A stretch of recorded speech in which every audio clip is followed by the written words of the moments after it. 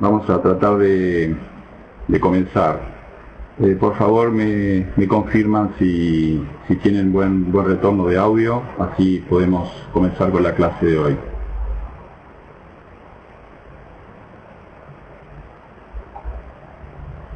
Bueno, gracias.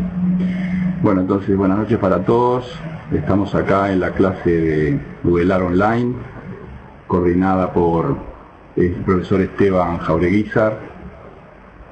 Y vamos a tratar en esta primera parte de la clase, digamos, de ver una partida de Capablanca, como se había anunciado. Vamos a estudiar un poquito los clásicos, y en particular a Capablanca.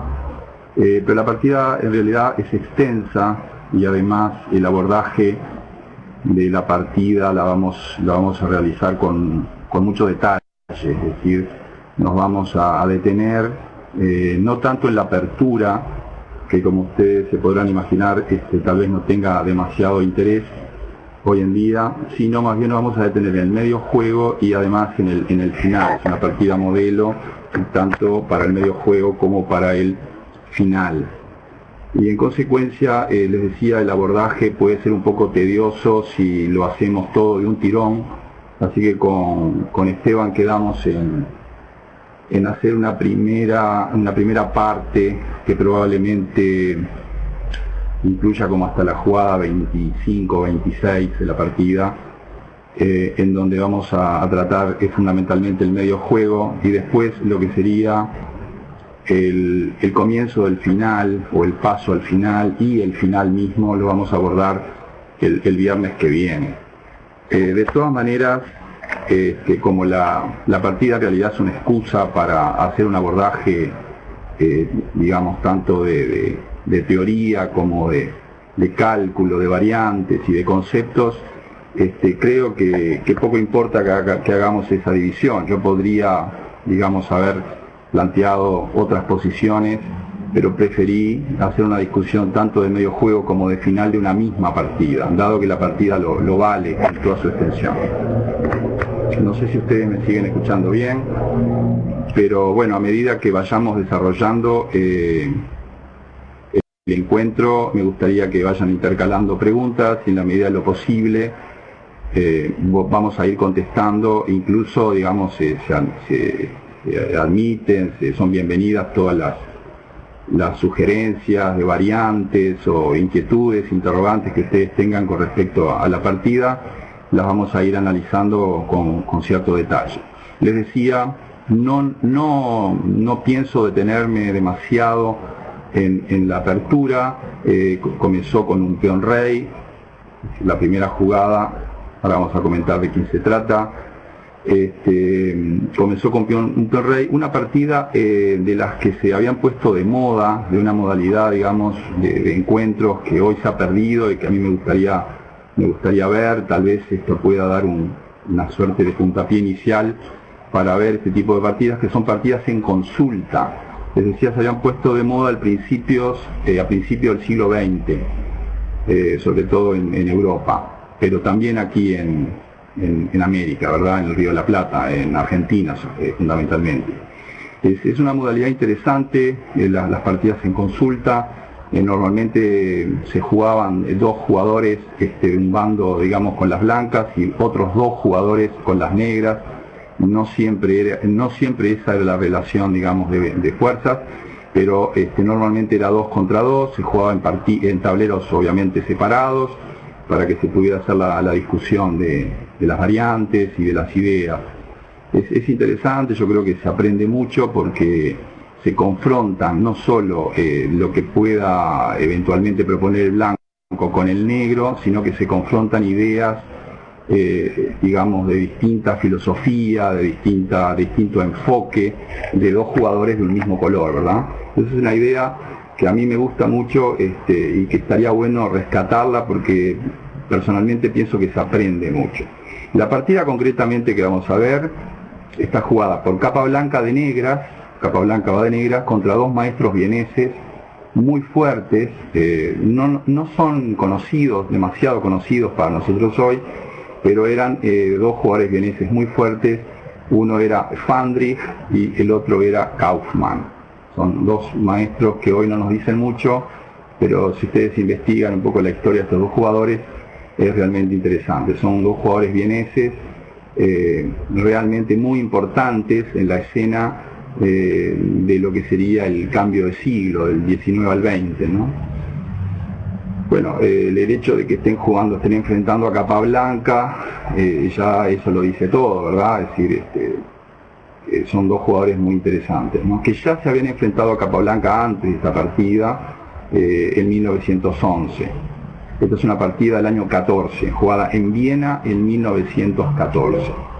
Así que es importante que tengan en cuenta que la partida fue jugada en esa época, porque hay muchas cosas que han cambiado. A ellos les escribí para que ustedes tengan la correcta grafía de los apellidos.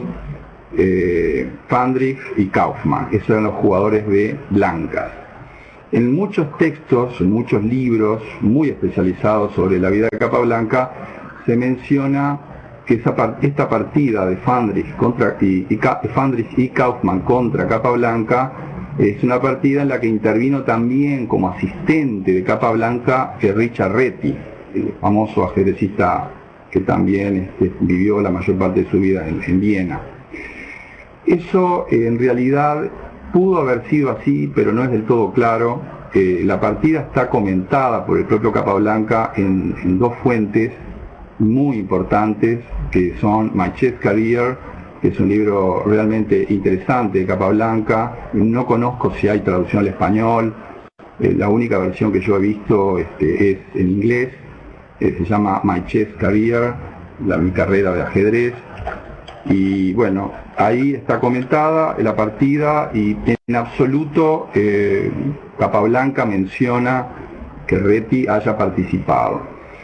El My Chess Career es como del año 20, para que tengan una idea. La partida se jugó en el 14, pero gracias a los buenos oficios de don Héctor Silva Nazari pude conseguir la publicación, la partida comentada por el propio Capablanca en Capablanca Magazine, que era una revista cubana, en un número, digamos, de 1914, es en el mismo año que se jugó, y ahí tampoco Capablanca menciona para nada que Reti participó. Lo curioso es que muchas de las obras que mencionan a esta partida, comentan de que Reti era un poco el asistente, o era uno de los compañeros de equipo, digamos, de las negras, o sea, uno de los compañeros de Capablanca con negras.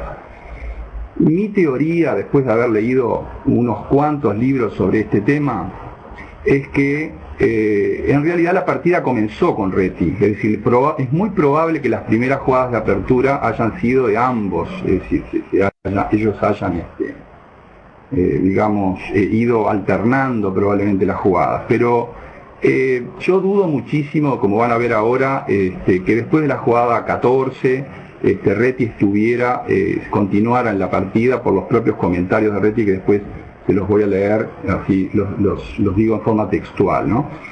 Les decía, Capablanca va de negras, los maestros vieneses van de blancas, y Capablanca propone una defensa francesa, que yo en determinado momento pensé que no la había jugado antes, que era como una primera vez que Capablanca jugaba la francesa, pero estamos hablando de 1914, pero hay partidas de Capablanca jugando la francesa, no solamente partidas más o menos de exhibición o sin demasiada importancia, sino también hay partidas de Capablanca jugando la francesa en algún torneo importante, ¿no?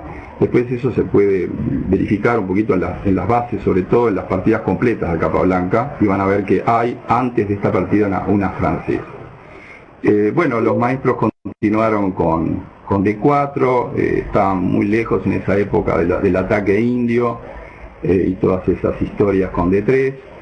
Ustedes por supuesto me interrumpen cualquier comentario que quieran intercalar o cualquier pregunta, ¿verdad? Eso es todo, está de más que les diga que son bienvenidas las preguntas, las sugerencias, las críticas, o sea que digo, interrumpan con confianza, digamos, ¿no?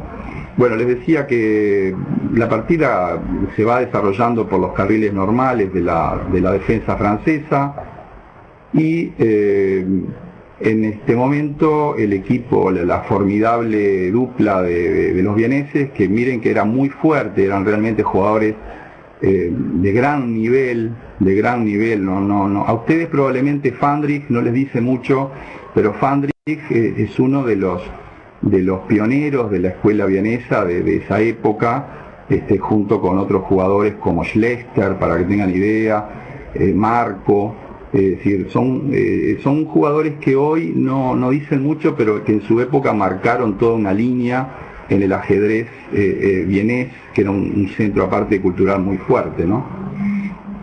Bueno, caballo C3, no sé si el tablero, ustedes van viendo la jugada sin problemas, me van comunicando, me van comentando, por favor. Bueno, muchas gracias. Y caballo F6, todo lo que era más o menos clásico para la época. Y aquí tal vez venga la primera sorpresa, si se quiere, que las blancas, o sea los maestros vieneses, juegan peón por peón, una suerte de variante del cambio diferida porque muchas veces se juega ese peón por peón sin los caballos afuera, que por supuesto es una jugada perfectamente segura, que no da ventajas a las blancas, eso está claro, pero que, digamos, desde el punto de vista teórico no tiene ninguna fisura, o sea, no podríamos decir que es una mala variante. Es una variante conservadora, es una variante, digamos, bastante segura, bastante tranquila, normalmente no da ventaja al blanco, la partida resulta equilibrada, pero claro, en estos casos es muy difícil para el negro sacar algún tipo después de ventaja también, es decir, la partida queda equilibrada y queda por muchas jugadas como bastante chata, como bastante tranquila, y bueno, en esta variante, normalmente, en la variante del cambio, las blancas tratan de cambiar su alfil de casillas, de cuadros oscuros, de casillas negras. Como yo voy a intercalar varias preguntas, porque ustedes saben que mi profesión es ser profesor, o sea, yo normalmente trabajo en esto, entonces en las clases, en la matemática fundamentalmente, me gusta hacer muchas preguntas, a mí me gusta interactuar mucho con el auditorio, así que una de las primeras preguntas que les hago, a ver si me van tirando alguna idea en el chat, es ¿por qué, como una idea general, después vamos a tener que tener cuidado con las ideas generales, por qué es que decimos, o en los libros se dice que en la variante del cambio las blancas tratarán de cambiar el alfil de casillas oscuras? O sea, ¿por qué motivo es un poco el fin? ¿Y por qué si ocurre eso el final podría ser ligeramente superior para las blancas? Bueno, acá me dicen porque es muy simétrica. Sí, va a quedar una posición simétrica y por supuesto después de peón por peón hay que hacer otra observación también interesante que me gustaría que ustedes la dijeran. ¿Qué es lo que ocurre? ¿Qué es lo que ven después de peón por peón? Hay una simetría en la estructura de peones, ¿verdad? Queda el juego muy simétrico. Acá hay un comentario, dice que el peón D4 está en casilla negra y luego de C3 el alfil no tiene mucho juego. Bueno, esa es una muy buena observación del gran maestro Elviro, que sospecho, digamos, quién es, pero es una muy buena observación que es la respuesta, digamos, es decir, las blancas se quieren sacar de encima el alfil de casillas negras porque van a intentar, como dice muy bien Elviro, tratar de jugar un C3 y con la estructura B2, C3, D4 en casillas negras van a tratar de sacarse de encima el alfil que corre por las casillas de ese color, ¿no? No sé si se entiende. Pero bueno, esos son como conceptos muy generales que después hay que ver si en la práctica tienen el impacto que a veces uno se imagina que pueden tener por uno conocer esos trucos. Uno dice, bueno, yo sé este truco, entonces lo voy a hacer añicos a mi rival y resulta que después en la práctica conozco esos trucos y resulta que no hago añicos a nadie, en definitiva, ¿no? Pero bueno, como concepto general sirve como una guía, hay que tener cuidado con esos conceptos generales, no llevarlos a un extremo, porque no son más que eso, son generalidades que después hay que acoplar con con el resto de todos los detalles posicionales y tácticos, ¿verdad? Bueno, después de peón por peón, entonces, les hice otra pregunta más, que qué es lo que ustedes observan de la posición. Es decir, está bien, al blanco le convendría cambiar el alfil dama, pero ¿qué más observamos? ¿Y cómo queda la estructura, digamos, fundamentalmente? Habían dicho una estructura simétrica. Bueno, Elviro vuelve a hacer otro comentario interesante.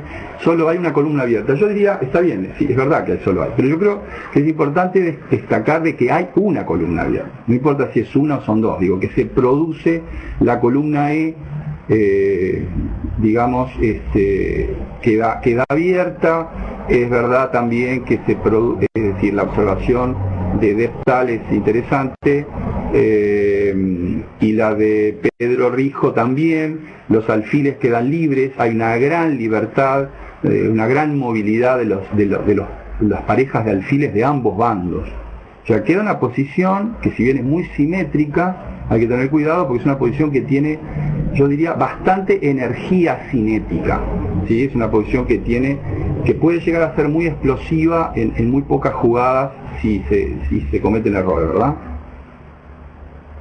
Se genera un punto fuerte en la casilla 5. Bueno, lo de punto fuerte es relativo, es decir, eso sería un punto fuerte débil en realidad, porque los puntos fuertes son aquellos en donde tú colocas una pieza y nadie te la puede expulsar. Yo coloco, no sé, un caballo, por ejemplo, en E5, y me juegan F6, por ejemplo, y bueno, obviamente no está disponible, ¿verdad? Pero sí, como una garita para el caballo, sin duda, ¿no? Sin duda que eso es así.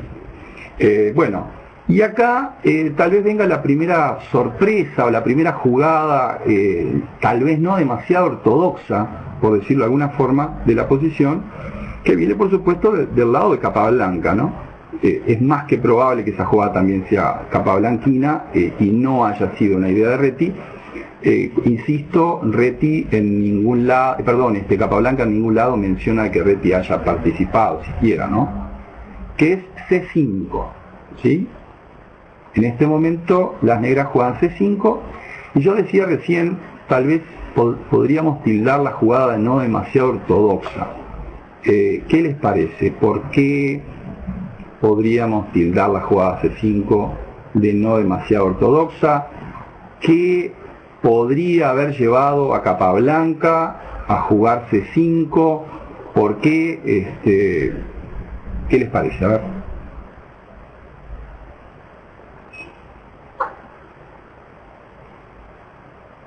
A ver, ¿quién tira una primera idea de...? Está bien, es decir, Carlos dice que Capablanca busca una actividad de sus piezas, pero yo diría, no sé, pero tal vez muchos jugadores antes de mover ese peón, el peón C, hubieran tratado de enrocar rápidamente, tal vez desarrollar el alfil, quizá con la idea, bueno, Deptal dice quizá con la idea de jugar B6 y alfil A6. No se me había ocurrido esa idea. No es por ese lado, digamos que normalmente se juega al C5. A ver, Kokitovich dice, para no jugar en forma tan simétrica y buscar posiciones con más dinámica. Eso es interesante. En cierto modo coincide con lo que comenta el propio Capablanca. Capablanca nos dice qué es lo que de alguna manera estaba detrás de esa jugada, y la idea es que, dado que los oponentes, o sea los jugadores vieneses, la dupla vienesa había elegido una línea bastante pacífica, bastante tablífera, Capablanca opta por una variante, digamos, que trata de mover un poco, de mover el tablero, una jugada bastante emprendedora, si se quiere arriesgada, y bueno, el riesgo es de que de esta manera, y de continuo, ¿verdad?, peón por peón y alfil por peón, se genera un peón aislado, ¿no? Y entonces, bueno, todos sabemos, o por experiencia, por haber leído, de que los peones aislados, sobre todo los peones damas aislados, no son, digamos, Me dicen que falta alguna jugada del blanco, a ver.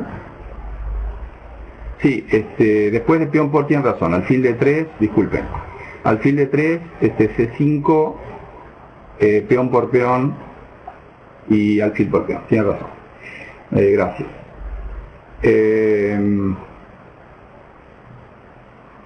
Sí, no, faltaba una jugada. Les decía, ese peón aislado, ¿no? Sin duda que en cierto momento puede generar un juego de piezas muy activo, pero también es verdad que puede ser una habilidad, ¿verdad? Una habilidad importante. Bueno, con la columna abierta, obviamente, después de caballo F3, enroque y enroque, digo, ambos bandos se apuran a enrocar, ¿no? Eso es característico de las columnas abiertas. Es bastante peligroso realmente mantener el rey en la columna abierta, ¿no? Entonces, bueno, ambos bandos se enrocaron. Sí, esto hay que hacerlo manual, es decir, el enroque hay que completarlo de forma manual. Ahí está. Bueno, tenemos esta posición. Vamos a completar la jugada de las negras. Se acaba de enrocar el blanco, caballo C6.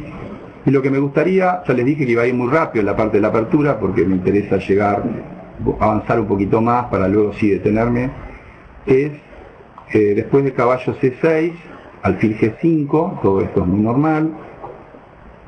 ¿Qué jugarían acá con negras? Esa es un poco la pregunta, es decir, parecería bastante natural mover el alfil dama, ¿no? Que el negro mueva su alfil de C8, porque en principio es la pieza menor ahí que está faltando desarrollar. Y si lo moviéramos, ¿qué les parece?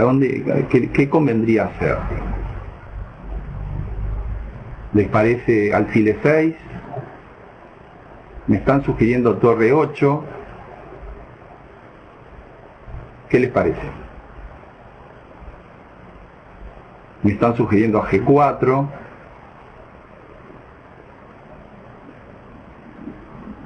¿Y qué ventajas y qué desventajas habría entre alfil G4? Me dicen que el peón tal vez el peón de D5, dice Carlos, está flojo el peón de D5.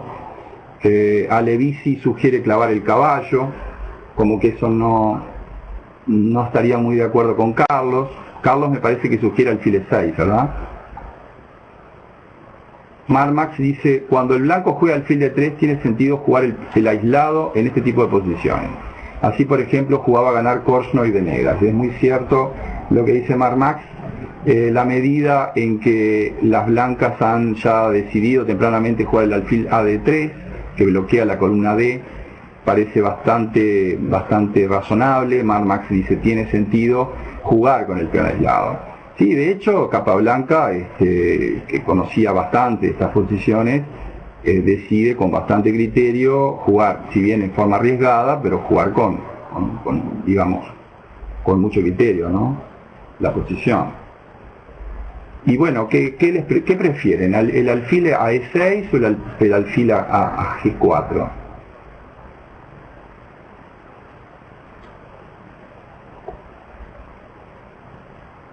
A G4 dice Pedro Rijo y a E6 Carlos. Bueno, Capablanca jugó el alfil a E6.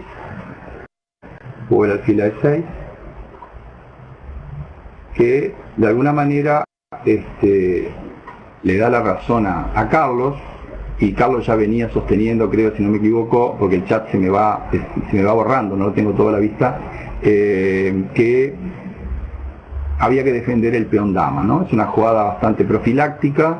Las negras tratan de defender su peón dama antes, digamos, de iniciar otro tipo de acciones. Están como completando el desarrollo y en consecuencia, bueno, primero vamos a apuntalar el peón dama, que el peón dama en realidad está más débil que lo que uno cree, porque la clavada, digamos, que ejerce el alfil de G5 es una clavada muy interesante, que como ustedes van a ver en el resto de la partida, es una clavada que preocupa mucho a Capablanca. Es decir, yo diría el eje conceptual de la partida tiene mucho que ver con la clavada que ejerce el alfil blanco de G5. En consecuencia, es bastante lógico que Capablanca jugara alfil E6 apuntalando el peón dama, ¿verdad? Bueno, después de alfil E6, donde las negras, tanto las negras como las blancas han completado el desarrollo de piezas menores, parecería de hecho las blancas hacen una movida un poco extraña, parecería como que podríamos estar iniciando el medio juego. Es decir, si bien no hay un límite teórico definido en ningún lado, en ninguna parte, en ningún libro, de dónde empieza el medio juego, la movida que ahora realizan las blancas, que es una jugada que va a criticarse bastante, estaría dando lugar al comienzo del medio juego. Los maestros vieneses juegan caballo E2. Es una jugada muy criticada por casi todos los comentaristas de la partida, incluso el propio Capablanca, pero me gustaría, antes de seguir, a ver por qué ustedes consideran. Primer punto, ¿cuál es la idea de caballo E2? ¿Sí? A partir de ahora nos vamos como a empantanar en la partida. Y no solamente cuál es la idea, sino además por qué la jugada parece ser una jugada floja. Por qué acá los maestros vieneses no aciertan con el plan más adecuado, que a su vez es otro. Entonces habría como tres asuntos, ¿no? Primero, ¿cuál es la idea de caballo 2? Segundo, ¿por qué el caballo 2 es criticable? Es decir, ¿cuáles serían las deficiencias que tendría caballo 2? Y tercero, el lugar de caballo 2 que podrían haber jugado las blancas. Esta posición, si ustedes la buscan, existe, es decir, no es una posición muy común ni muy corriente, pero ya se había jugado antes, se había jugado en algunos torneos del siglo XIX, de fines del siglo XIX, y las blancas no habían jugado caballo 2. O sea, caballo 2 es como una novedad teórica en el momento de jugarse la partida. Así que bueno, las tres preguntas quedan en pie antes de seguir, y bueno, estoy escuchando las sugerencias y opiniones al respecto.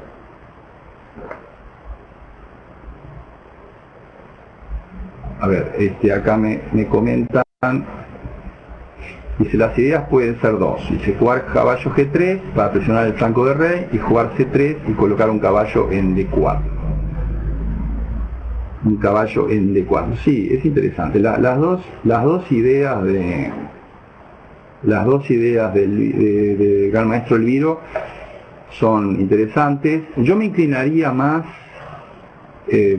tal vez la intención, y conociendo la partida, me inclinaría más por pensar que querían jugar C3, tal vez para activar la dama, para que la dama pueda de algún modo entrar a juego vía B3 o vía dama A4, ¿sí? Es decir, abrir la diagonal en definitiva de 1 a 4 para poder sacar la dama, como que a la dama le falta aire, las piezas la están de alguna manera la están obstaculizando, ¿no?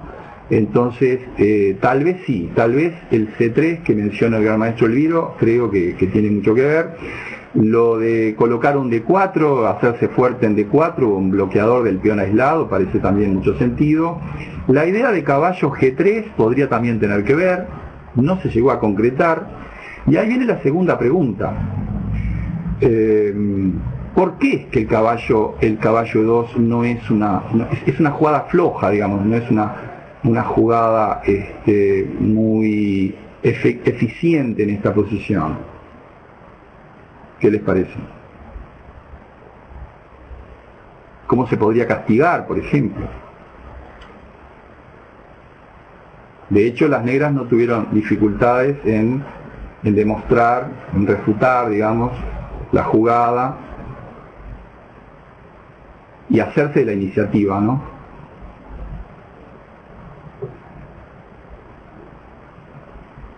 Javier dice que quita presión en el centro. Bueno, eso, digo, yo estoy bastante de acuerdo con Javier. La salida del caballo de C3 quita presión sobre todo sobre el peón aislado, ¿no? En principio el caballo estaba ejerciendo cierta presión, pero una cosa por otra. Yo creo que, digo, algo hay que mover y bueno, obviamente se podía haber jugado otra cosa, ¿no? Dice que descuida de 4 y de 5, dice Javier. El comentario de Teptal dice que el alfil de 3, que es el alfil bueno del blanco, ahí no entiendo muy bien, como que quedaría expuesto o que no entiendo muy bien el comentario ahí.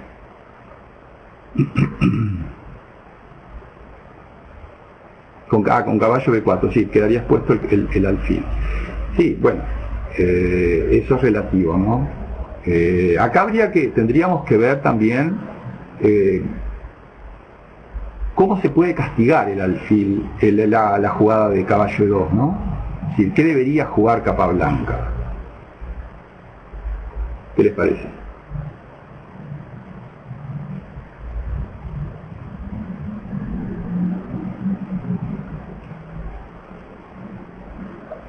Porque tenemos que tener en cuenta de que la jugada no, digo, ya les digo, fue muy criticada, pero bueno, si no encontramos algo muy concreto, son suposiciones o son cuestiones más sentimentales que otra cosa, ¿verdad? Acá tenemos que encontrar alguna jugada fuerte que diga, bueno, el gran maestro Elviro dice que alfil G4 es interesante, estoy totalmente de acuerdo con el gran maestro Elviro. Alfil G4 es una idea interesante, con la idea de jugar caballo E5. Bueno, sí, en el caso de que se desclave, están sugiriendo de 4, ¿no? Creo que alfil G4 es una idea, no es la que jugó Capablanca, tal vez la idea de mover el alfil, digo, en este momento tal vez no lo seducía demasiado y trató de aprovechar alguna otra circunstancia, digamos, que genera el caballo E2 en la posición, ¿no? Bueno, concretamente Capablanca jugó H6, ¿sí? Donde las negras, digamos, interrogan al alfil, lo obligan a tomar una decisión.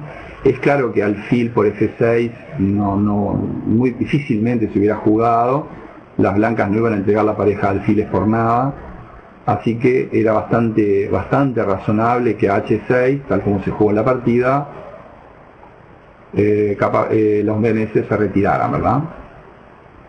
Retiraran el alfil. Y ahora tal vez se vea más claro por qué el caballo E2 no tenía mucho sentido.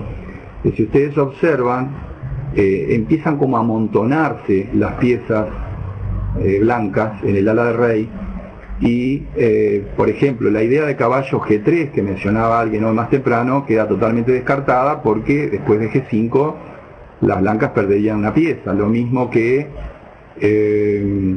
digamos, ocurriría algo similar después de un alfil G4, tampoco tendría sentido caballo F4, ¿no? Porque habría una fucheta. Bueno, acá sí se deciden por alfil G4, después de haber intercalado el H6, Capablanca se decide por alfil G4. Nos quedó pendiente todavía la respuesta a qué podrían haber jugado las blancas si no hubieran jugado caballo E2, ¿sí? Bueno, rápidamente les comento que la jugada ahí que se sugería y que se había jugado antes era dama D2, que dama D2 desalienta bastante el H6 porque según los análisis, que son bastante sólidos en general, de los maestros, indican que era posible el sacrificio, es decir, si bien no queda claro de que haya ventaja decisiva ni nada por el estilo, pero la posición es bastante incierta como para que el sacrificio alfil por H6 se pudiera jugar, ¿no? No sé si me siguen en ese comentario, ¿no? No quiero tocar mucho el tablero porque después complica bastante volver a la posición, pero si me siguen, digamos, estamos comentando en lugar de caballo 2, y cuando el alfil todavía está en G5, ¿verdad? El alfil blanco está en G5, que se podía jugar un dama de 2, ¿no? Conectando las torres además, con la idea de si H6, o sea, si las negras interrogaran el alfil, entonces alfil por H6, o sea, sacrificando, digamos, y estropeando la estructura de peones, ¿no? Exactamente. Así que, bueno, esos serían un poquito los tres asuntos que mencionamos. Ahora, vamos al alfil G4, ¿no? ¿Qué pasa con alfil G4? ¿Cuáles son las bondades de la jugada alfil G4? ¿Qué les parece? ¿Qué ventajas y qué inconvenientes podría tener si tuviese alguno? No sé. Parece que el alfil que estaba, digamos, en E6, estaba como un peón, ¿no? Con funciones defensivas. Una vez que el caballo de C3 se va, ya deja de presionar sobre la casilla de 5, parece que ese alfil de vuelta se puede activar. ¿Se acuerdan que era un poco la duda que hoy mencionábamos, ¿no? Y por supuesto, está claro, como dice Garnet, que amenaza doblar los peones en F3.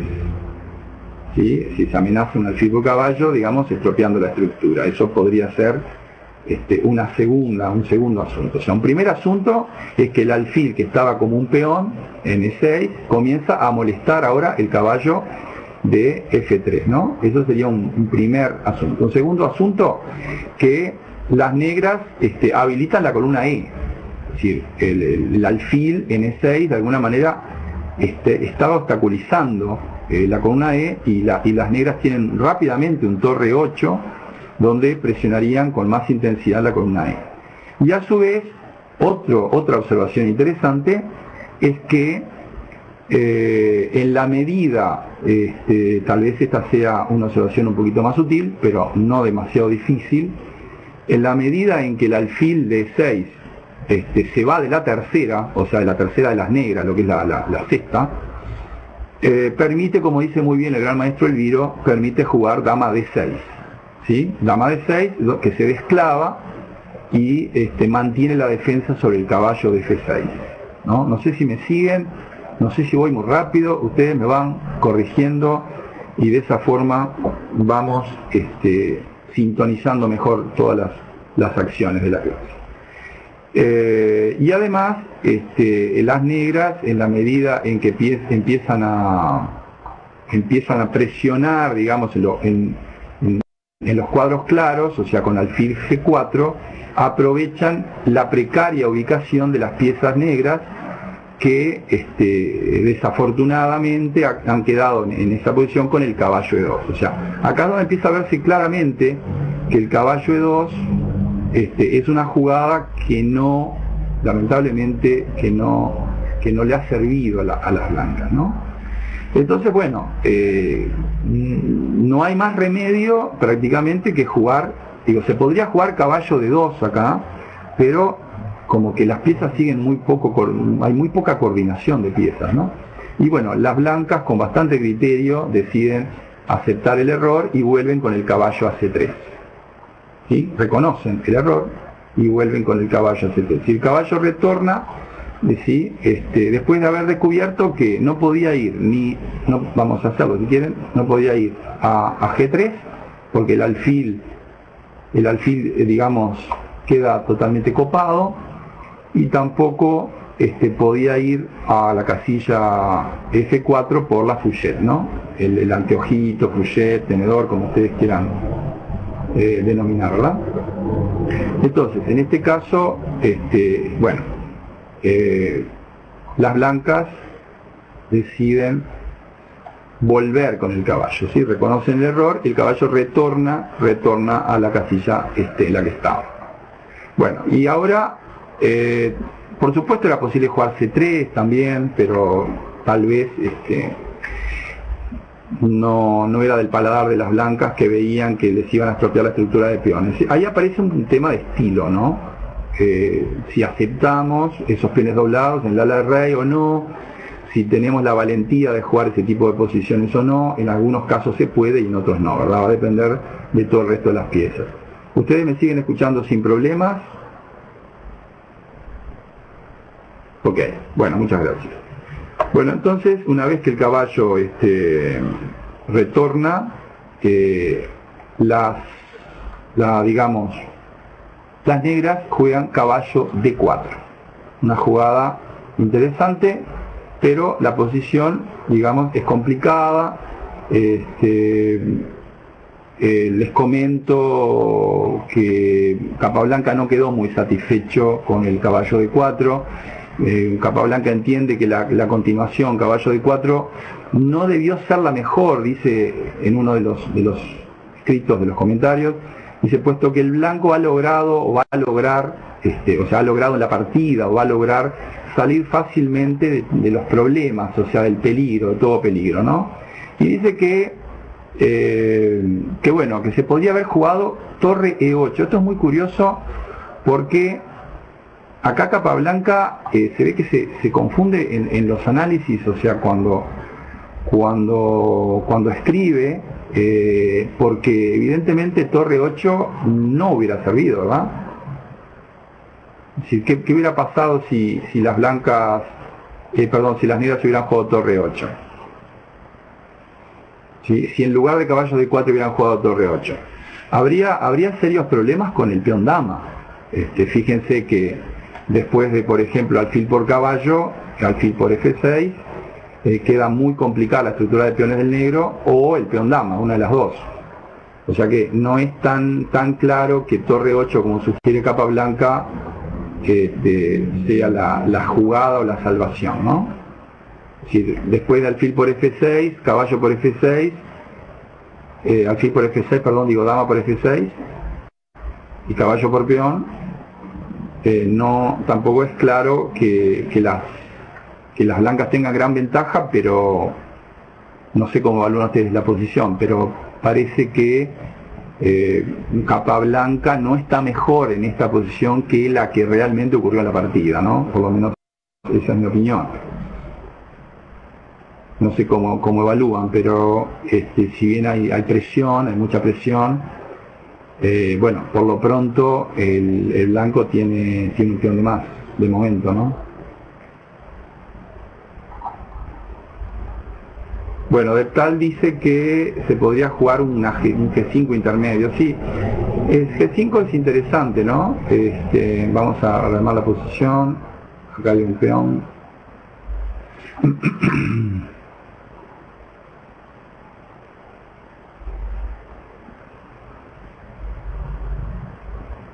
A ver si nos falta nada ahí. Es así la posición, pero creo que sí. Sí, G5 es una jugada interesante, con la idea de si alfil G3 torre 8, ¿verdad? Esto podría haber sido una variante.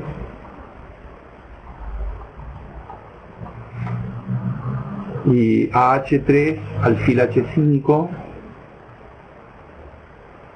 Y bueno, esto no es del todo, no está del todo mal para el negro, ¿verdad? Creo que las negras quedan en una posición bastante aceptable. Tal vez lo mejor hubiese sido un G5, ¿no? Pero también es verdad que hay que jugar con mucho cuidado porque la estructura de peones del negro ha quedado bastante debilitada, ¿no? Deptal me dice que ahora sí amenazamos caballo D4, sí. Sí, eso es verdad. Tal vez haya que jugar alfil E2, ¿sí? Para evitar eso, alfil E2 en este momento. Y bueno, creo que la partida está ligeramente favorable al negro, pero todavía hay mucho por jugar, ¿no? Bueno, entonces volvamos a la posición. Habíamos dicho caballo D4. Vamos a armar esto está así.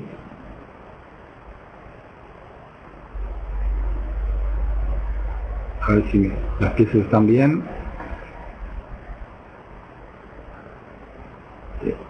Creo que es así la posición.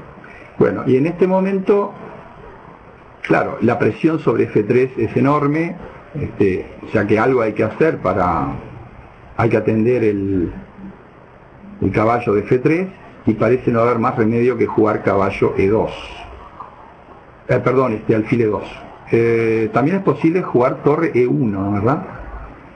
Torre E1 es interesante, no sé si la consideraron. En lugar de alfil E2, jugar torre E1. es una jugada rara. Bueno, pero a torre 1, ¿cómo hacen? ¿Hacen caballo por caballo jaque, alfil por? ¿Cuál les gustaría más ahí?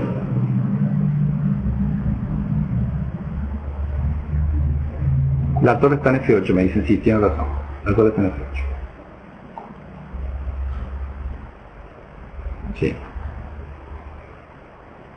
A torre 1, por ejemplo, alfil por F3 podría ser una opción, y ahí se juega G por F3.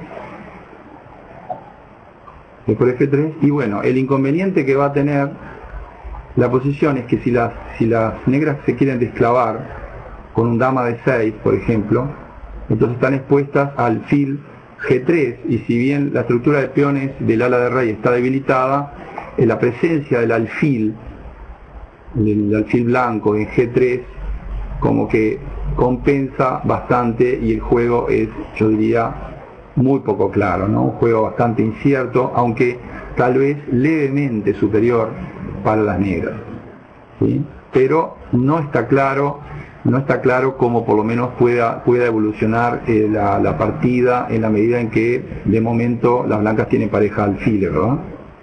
Pero parecería que la posición de las negras es levemente superior, ¿no? Bueno, lo cierto es que los vieneses no se inclinaron por la variante torre 1, sino que prefirieron la variante alfil E2. Estoy armando esto, a ver si me queda bien la posición, ustedes me dicen. Falta un alfil. Creo que la posición es esta, si no me equivoco, ¿verdad? Y en este momento las blancas, los maestros vieneses, juegan alfil E2. Bueno, naturalmente Capablanca jugó caballo por alfil y a dama por.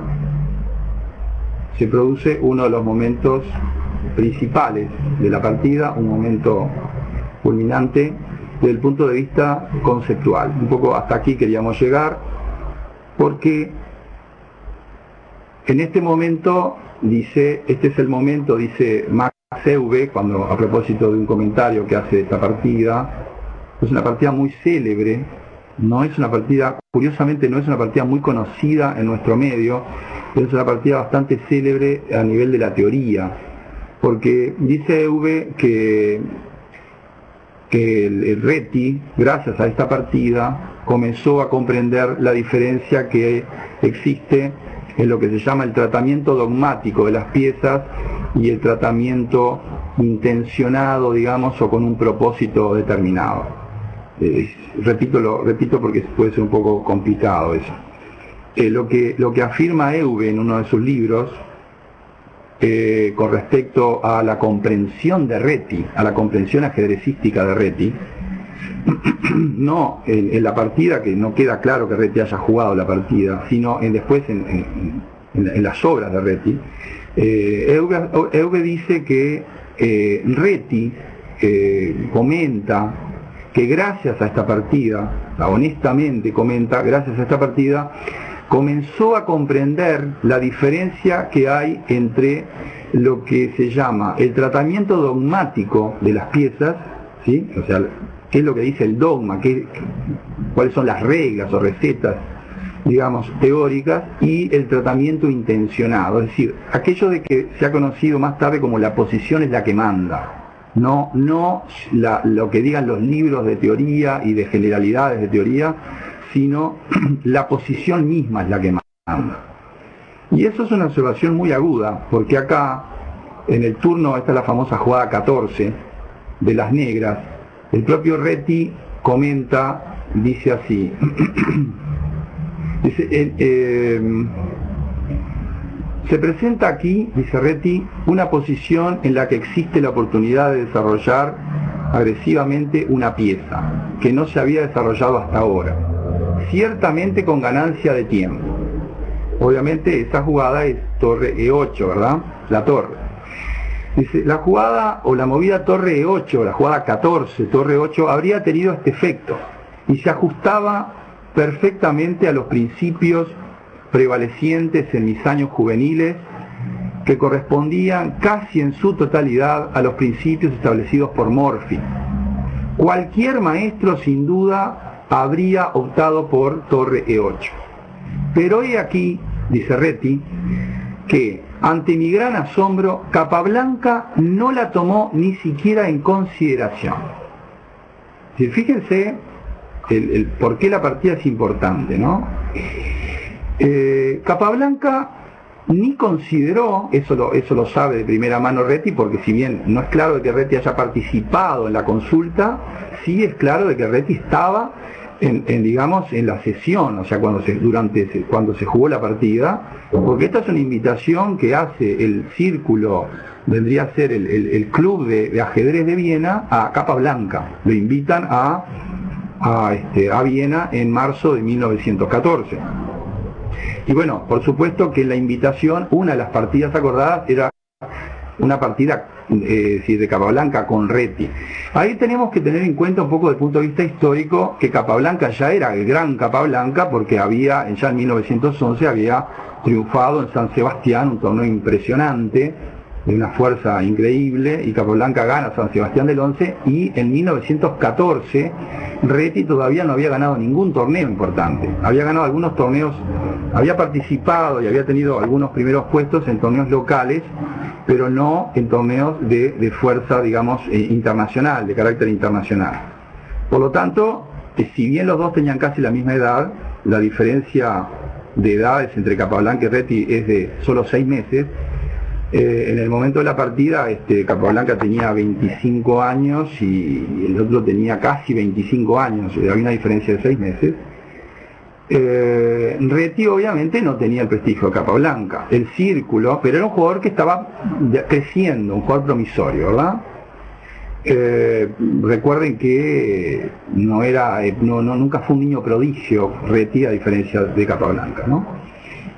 Pero sí, Reti estaba al tanto, es decir, estaba involucrado en toda la invitación a Capablanca y es obvio que estuvo presente, ¿no? Lo que no queda claro, como dije más al principio, para los que se hayan incorporado más tarde, no queda claro que Reti haya participado en la consulta con Capablanca contra los maestros vieneses.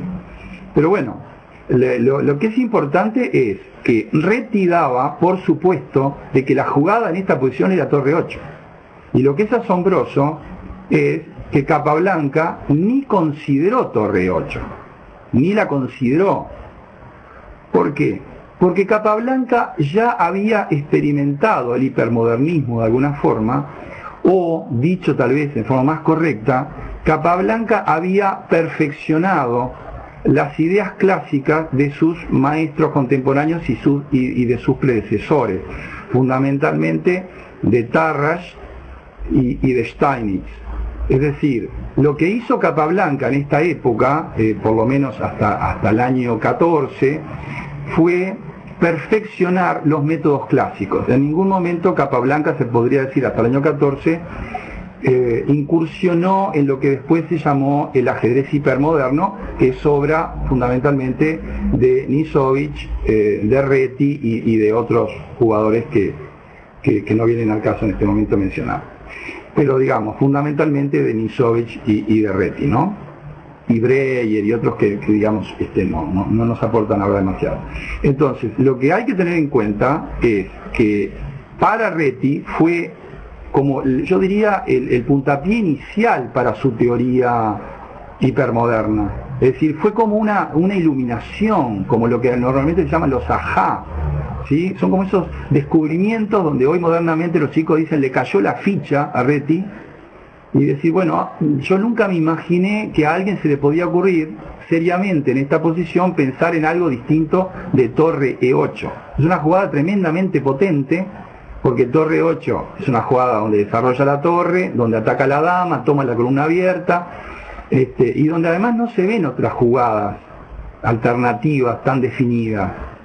Y bueno, esto ya les digo, es un momento histórico en el ajedrez que conviene profundizar, porque en cierto modo yo diría es como un puntapié inicial de lo que fueron las teorías hipermodernas y de las nociones no ortodoxas de Reti, que hasta ese momento era un jugador más bien táctico, no nada que ver con el estilo que desarrolló posteriormente. Si ustedes estudian la vida de Reti, las partidas de Reti, van a ver que hay como dos Retis, hay dos estilos de Reti, uno digamos hasta que se transforma en un jugador posicional, donde le interesaban los gambitos y cosas por el estilo, y después el jugador que ustedes conocen o que pueden estudiar, digamos, como jugador mucho más interesado por las ideas modernas, ¿verdad?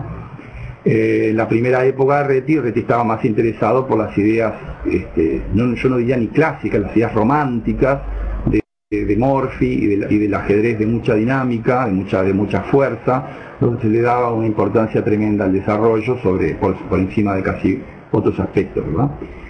¿Y qué jugó Capablanca acá? Capablanca en realidad estaba obsesionado, como dije al principio de la clase, por la clavada, esa clavada fastidiosa del alfil que en este momento está en H4, molestaba muchísimo a Capablanca, y Capablanca no estaba preocupado por cuestiones generales o genéricas de que bueno, hay que tomar la columna como pregonaba Tarrasch, ¿sí? Tarrasch, que es famoso por sus dogmas, en este momento hubiera dicho la jugada acá obviamente es torre 8 y no, que se apronte aquel que no juegue torre 8. ¿Por qué? Porque aparte Tarrasch pregonaba de que había que tomar las columnas abiertas tan rápido como se pudieran tomar. Entonces, en este caso, es más que obvio que la jugada era torre 8, de acuerdo con todos los principios que imperaban en esa época, donde la figura de Tarrasch, si bien perdió un match con Lasker, la figura de Tarrasch era una figura de enorme trascendencia y infundía muchísimo respeto, ¿verdad? Entonces, la jugada de Capablanca no tenía en cuenta esos principios generales, es decir, bueno, torre 8, tomo la columna, ataco la dama, gano un tiempo. No, la jugada de Capablanca es una jugada, es lo que en inglés se llama a purposeful move, o sea, una jugada llena de propósito, ¿sí? Es lo que se llama, vamos a escribirlo acá, porque se le llama así a esta jugada, así como está la jugada nerviosa, etcétera. Es una jugada llena de propósito, es decir, es una jugada a medida. En esta posición para Capablanca, la jugada no era algo genérico, ¿sí? No era algo genérico, era una jugada que tenía que de algún modo resolver los problemas que Capablanca tenía con la clavada, porque la clavada no lo iba a dejar crecer a Capablanca en la posición. En la medida en que las blancas tuvieran la oportunidad de jugar alfil por F6, y no se pudiera tomar con la dama, no se pudiera retomar con la dama, ¿sí? Y se estropeara la estructura de peones, el rey negro quedaría en gran peligro, y con el rey en peligro, ¿sí? Lamentablemente no se iban a poder iniciar acciones muy concretas y no se iba a poder realmente progresar en la posición. Entonces, Capablanca trata de sacarse esos problemas de encima, y él considera, en aquella época, recuerden que no estaban los motores, los módulos de análisis, ¿sí? Hoy es más fácil criticar a Capablanca, ¿sí? Pero en aquella época que no había un tío Houdini a quien consultar, o Fritz, o algún módulo de los modernos, bueno, había que razonar de manera realmente muy profunda, ¿no? Y Capablanca juega la famosa alfil D4. Es una jugada impresionante desde el punto de vista de la concepción, que debería dejarnos una lección, ¿sí? En el sentido de no hacer jugadas genéricas en las posiciones que a veces posiciones críticas en las que uno tiene que tomar decisiones importantes, sino tratar de entender bien qué es lo que ocurre en la posición, dónde están los problemas, y tratar de solucionar esos problemas. Y a veces para solucionar los problemas hay que hacer jugadas muy concretas y muy purposeful, o sea, jugadas que tengan un propósito muy definido, ¿sí? Y no jugadas genéricas que uno dice, bueno, ¿y para qué jugaste? Si no, porque ataca a la dama, bueno, pero ¿y? Y Capablanca juega la famosa jugada 14, alfil D4, que tiene como objetivo forzar cambios de piezas. Y acá aparece otro concepto fundamental, que es el concepto de cambio de piezas. Es algo que es bastante simple, porque lamentablemente el nombre no nos ayuda. La palabra cambio de piezas, si se llamara principio de, no sé, de un ajedrecista muy... Entonces uno le daría más importancia. Pero como se llama cambio de piezas, en definitiva, uno no le da mucha importancia, no le da bolilla, dirían los chicos hoy. Pero el tema es que Capablanca juega alfil de 4 con la idea de forzar algunos cambios de piezas, y les comento a propósito lo que dice Capablanca en este momento. Dice: estuve considerando este movimiento durante mucho tiempo, o sea, en la partida estuvo considerando durante largo rato la jugada.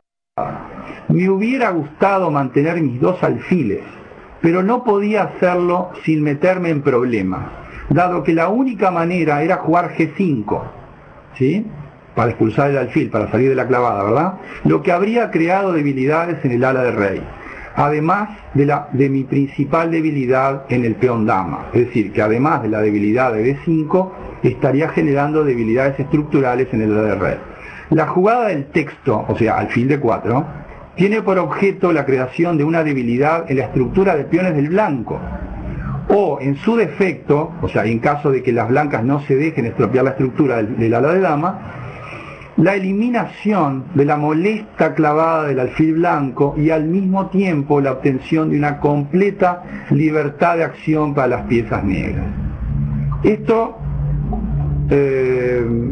digamos, es lo que acá les estoy leyendo, o sea, es la opinión de Capablanca, que me parece que es tremendamente importante en este momento, porque explica de manera cabal qué es lo que se escondía tras el alfil de 4. Marx nos dice que, según Grau, este era el punto fuerte de Capablanca. Sin duda, es totalmente cierto. Capablanca era un maestro en la simplificación, y de hecho nosotros en el correr de esta partida, que como les decía más temprano, repito para quienes se hayan incorporado hace algunos minutos, vamos a continuar el próximo viernes. No es que en este momento esté terminando, pero digo, para adelantarles, esta partida va a continuar el próximo viernes, donde vamos a analizar el final, fundamentalmente el prefinal y el final de cómo termina esta partida. Es una partida muy bien jugada, sobre todo por el blanco, donde comete esa imprecisión ahí en la apertura, en el final de la apertura con caballo E2, pero después las blancas se las ingenian para crear muchísimo contrajuego, ¿verdad? Hola Caspaquines. Entonces, es verdad lo que dice Marx, tiene toda la razón. Es verdad que Grau se maravillaba, digamos, de la comprensión de Capablanca en la simplificación, ¿verdad? E incluso Grau tiene una frase que a mí me gusta mucho, que en determinado momento le preguntan a Grau cuál sería la diferencia entre lo que serían los grandes maestros, o sea, los jugadores de élite, y los jugadores que están por debajo de ese escalón. Entonces Grau dice: la diferencia entre los grandes maestros y nosotros, los aficionados, es precisamente la comprensión que tienen los superjugadores, la diferente percepción que tienen en el cambio de piezas, es decir, cuándo cambian, qué piezas cambian, con qué piezas se guardan, con qué piezas llegan al final. Todas esas sutilezas, esas finezas que son bastante oscuras para los aficionados, son precisamente en donde los grandes maestros y los jugadores de gran nivel se diferencian del resto. Eso lo decía Grau por allá por 1932, si no me falla la memoria, ¿no? Así que totalmente de acuerdo con Marx. Bueno, y entonces, ¿qué hacer? Porque ahora se amenaza alfil por C3, estropeando la estructura. Bueno, y acá la verdad es que yo diría, tendríamos la posibilidad de jugar un caballo de 1, que es una jugada que a mí no me gusta ya de aspecto. En general las jugadas que tienen feo aspecto no son buenas. Esa es una cuestión medio subjetiva, pero digo, si una jugada tiene un aspecto muy feo, es muy improbable que sea buena, ¿no? Pero bueno, caballo de 1 que es una jugada espantosa, no creo que se pueda jugar. Y las otras dos jugadas que son equivalentes son dama de 2 y dama de 3, para defender la casilla C3. ¿Se les ocurre alguna otra? Parece que no hay muchas opciones acá, ¿no? Entonces, digo, para evitar el alfil por C3 y el consiguiente doblaje de los peones, Digo, en una columna que es muy delicada, ¿no? Estamos hablando de la columna semiabierta, ¿no? Entonces, parece, en esta columna, digo, hay que tener muchísimo cuidado, ¿no? Con el doblaje de los piones, ¿no? Doblaje de piones, debilitamiento de estructura en columna semiabierta, eso es algo muy serio, ¿no? Así que ahí hay que tener en cuenta que la jugada dama de 2 o dama de 3 parece bastante forzada, ¿no? Y de hecho lo que se jugó, las blancas jugaron dama de 3. Y Capablanca, como ya lo había adelantado en el comentario que habíamos leído, juega alfil por caballo, ¿sí? Fíjense que notable, ¿no? Capablanca se había apoderado, vamos a colocar la jugada anterior para que se vea claro. Capablanca se había apoderado de la pareja de alfiles y bueno, y sin embargo se está deshaciendo de la pareja de alfiles. Así que es una jugada bastante sorprendente, pero la intención de Capablanca cuando jugó alfil de 4 era eliminar precisamente el caballo de C3. ¿Por qué? Porque de esa forma se va a hacer fuerte en la casilla E4. Y la casilla E4 es precisamente una casilla útil para poder desclavarse, porque las negras se desclavan, caballo E4 atacando la dama, ¿sí? Y bueno, de esa manera logran finalmente salir de la clavada que tanto le molestaba a Capablanca, ¿no? Así que caballo E4 continuó. Y bueno, en este momento, es decir, finalmente las negras se han desclavado. Y ahora podemos ver algunas variantes, es decir, qué pasa si alfil por D8, por ejemplo, ¿no? ¿Cómo evalúan sin mover las piezas? Así, alfil por D8, ¿qué piensan de la posición?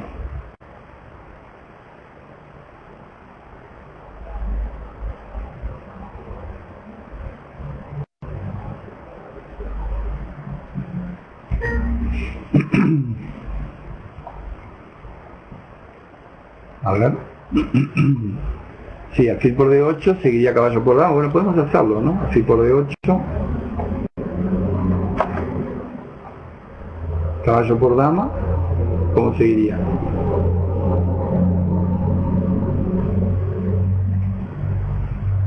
Podríamos alfil H4, ¿qué sugieren ahí?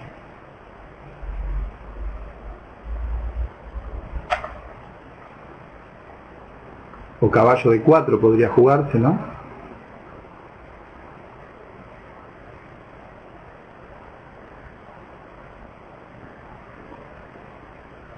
Caballo de 4, torre F por D8, por ejemplo. Y después de peón por torre AC8. Y esta posición, ¿cómo la evalúan? Parecería, o sea que en definitiva las blancas no lograron sacarse de encima lo que habíamos mencionado antes de la debilidad en la casilla, en la columna sin abierta, ¿verdad? O sea que esto no conviene, ¿no? Sí, es que mejor las negras, dice el gran maestro Elviro, estoy totalmente de acuerdo. O sea que, volviendo, digamos, a la posición en donde tienen que decidir ahí las blancas qué hacer, parecería que alfil por dama no es lo correcto, ¿verdad? Así que bueno,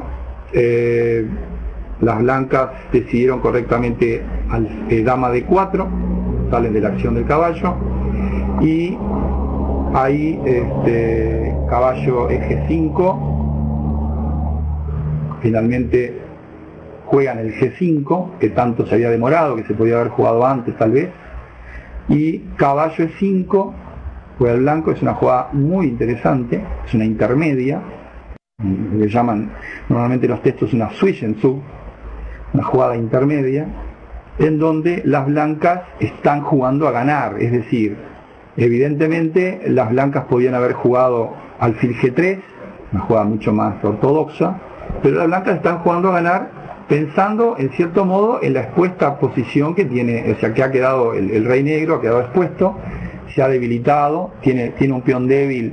El peón dama obviamente es un peón aislado, es un peón débil, la posición del rey está un poco débil, y sin duda que hay un problema de evaluación. Mientras Capablanca estaba conforme o bastante conforme con su posición, las blancas estaban muy conformes con su posición. Me gustaría saber ahora, a modo medio estadístico, medio rápido, ¿quién está mejor acá? ¿Ustedes qué consideran? ¿Si están mejor las blancas? ¿Si está mejor el negro? ¿Si la posición está equilibrada? ¿Si hay juego infinito? O sea, juego complejo. ¿Sí? Si el juego es incierto o complejo, o si las blancas tienen más chances. ¿Cómo evalúan esta posición?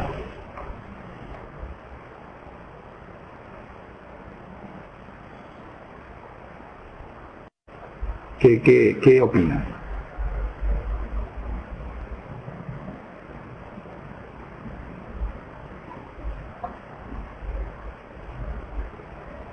Digo, hay que evaluar que el negro está expuesto, tiene el ala de rey y los peones están un poquito debilitados. Pablo dice que la estructura de las blancas es mejor, el Deptal se queda con la estructura, hay un D5 ahí, que las blancas están mejor estáticamente. Es interesante el comentario de Carlos. Y los demás, o sea, ¿con qué posición se quedan? ¿Con qué color se quedan? ¿Con las blancas o con las negras? Bueno, Max se decide, se la juega, a no ser que haya algo concreto me quedo con las blancas, dice Max. Y de tal dice juego de negras. Bueno, como ustedes ven, la posición es lo suficientemente rica como para aceptar que no es claro lo que ocurre. Vamos a tener que seguir para más o menos mantener el ritmo que dijimos hoy al comienzo. Ya estamos en la hora 15 y la idea era, nuestra propuesta, ¿se acuerdan que dijimos? Era fraccionar la partida en 2 clases para que no se le haga pesado a nadie. Así que voy a tratar de avanzar unas jugadas. En este momento está atacado el alfil de G4. Las blancas las negras tienen que decidir ese asunto. Y bueno, Capablanca juega alfil F5, muy razonable.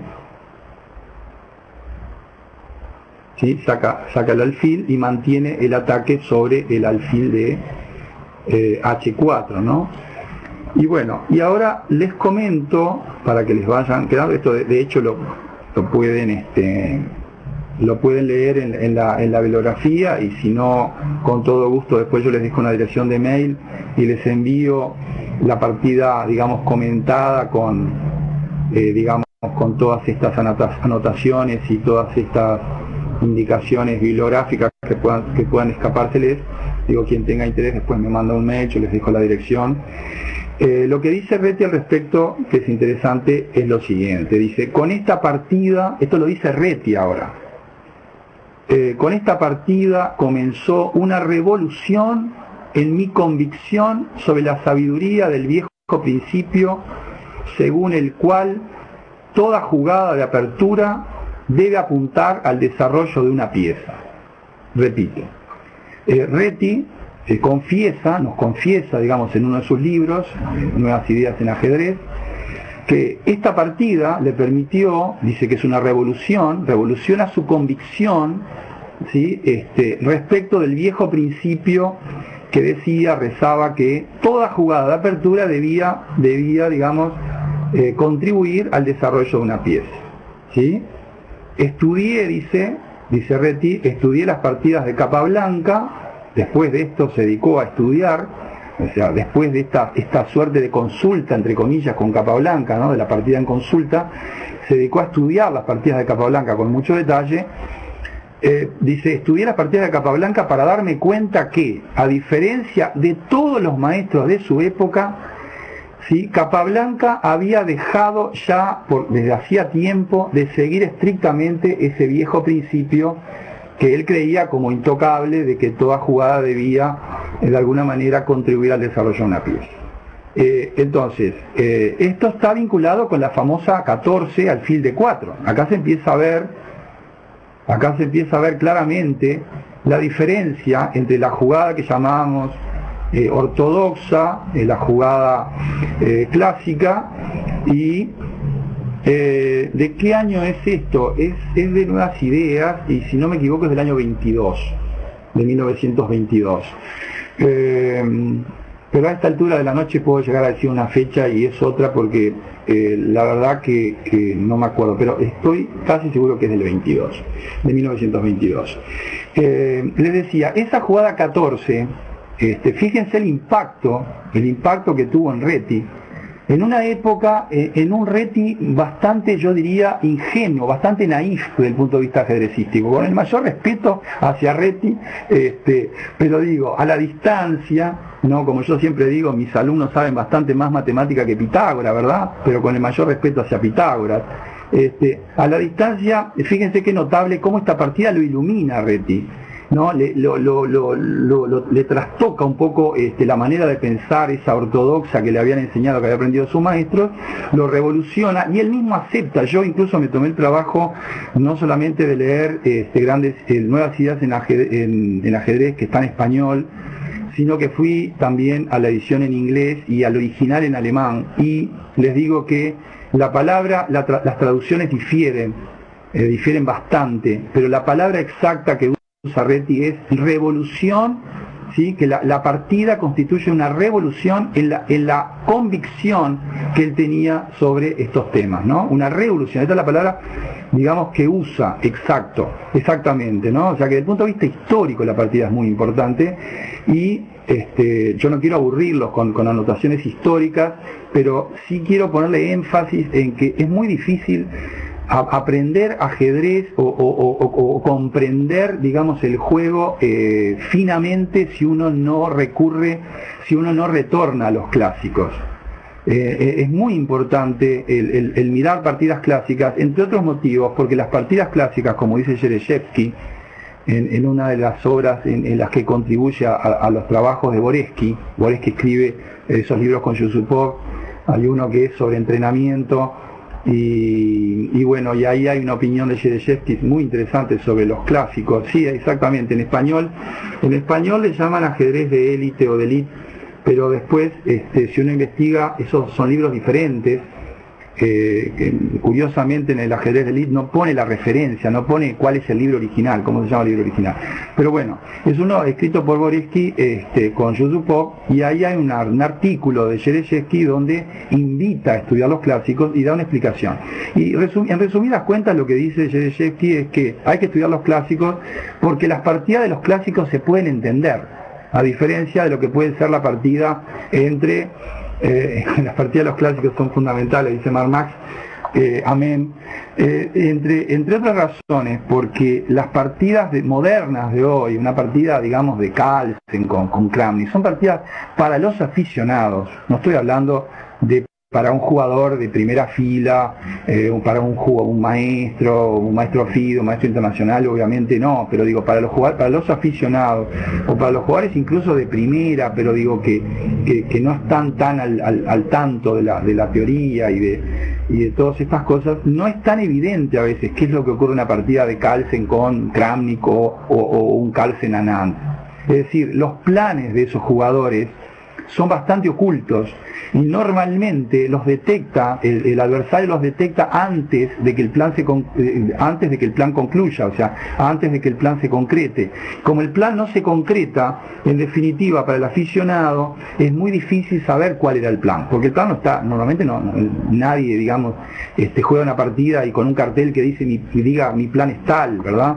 Entonces, en cambio las partidas de la época de los clásicos son mucho más transparentes para nosotros, porque los planes normalmente se pueden llevar a la práctica y a cabo, como en este caso, es decir, se ve de que Capablanca juega el alfil de 4 con la intención de desclavarse unas jugadas más tarde, entonces vemos un poco de por qué no jugó torre 8, no es que no la vio, digamos, sino que directamente no estaba interesado en cuestiones generales de tomar la columna, ¿verdad?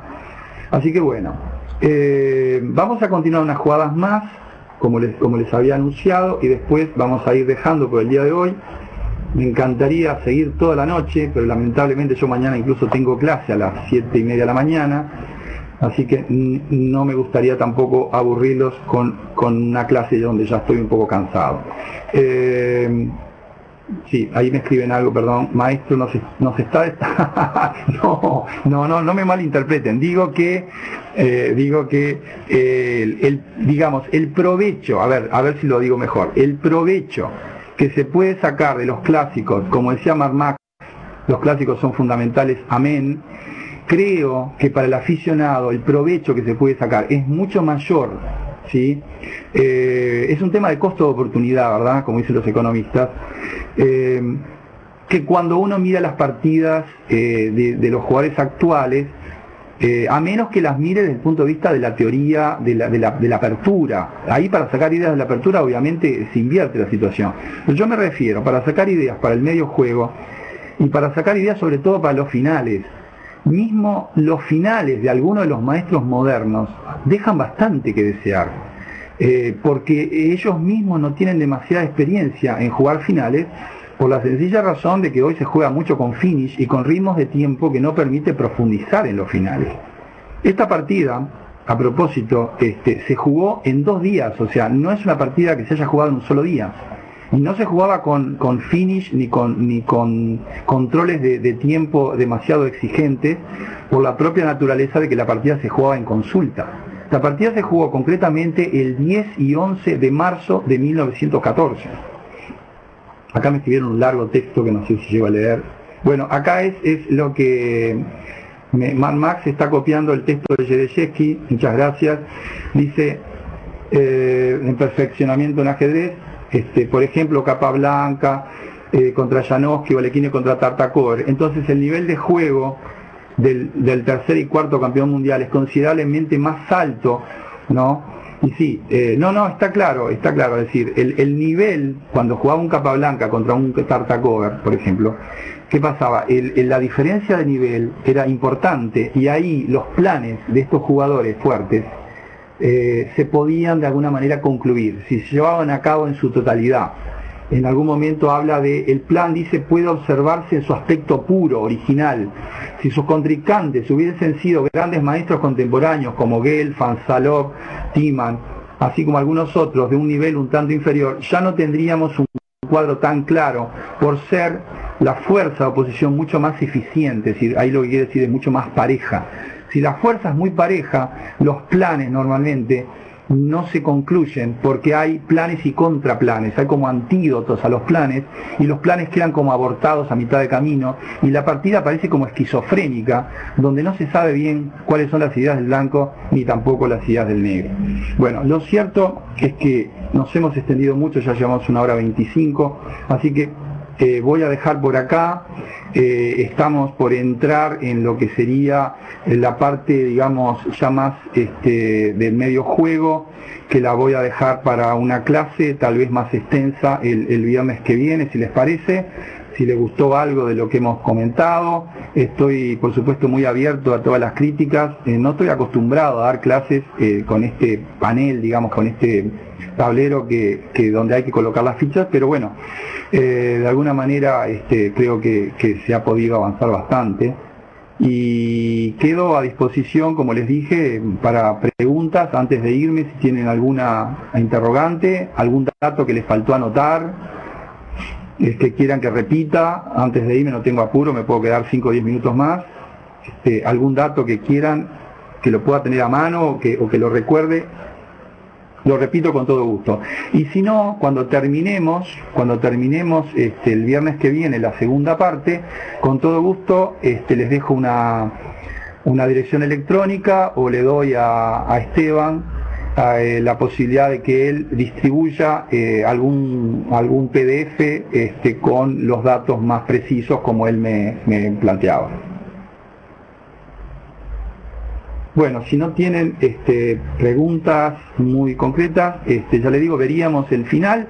Miren que no hay problema en que estudien la partida, estaría bueno que la consigan y la miren, porque la idea es desmenuzarla desde el punto de vista de variantes y desde el punto de vista conceptual, lo más que podamos, porque el final es muy complejo, es un final difícil, donde a veces los propios módulos de análisis se marean un poco, porque son digamos, planteos muy conceptuales, muy a largo plazo, y a veces el propio programa no se desempeña de la mejor manera, ¿verdad? Aunque normalmente sí, pero hay posiciones donde no es tan claro, digamos, ¿no? Bueno, ahí les dejo mi correo, con todo gusto. Después que terminemos la segunda partida, la segunda clase de la partida, les puedo hacer llegar algún material con todos los datos bien concretos, ¿verdad?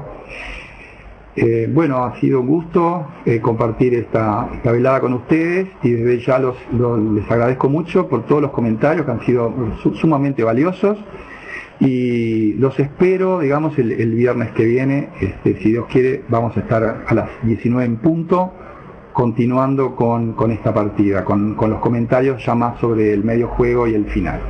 Me gustaría que hagan sus deberes, sus tareas, investiguen un poco sobre nuevas ideas en ajedrez de Reti, sobre el libro de Capablanca, si lo pueden conseguir, se llama My Chess Career, ahí está comentada la partida, y bueno, y la pueden encontrar también en alguna otra fuente, y por ahí, digo, me hacen llegar también algún aporte con respecto a alguna referencia que se me pueda haber escapado, ¿no?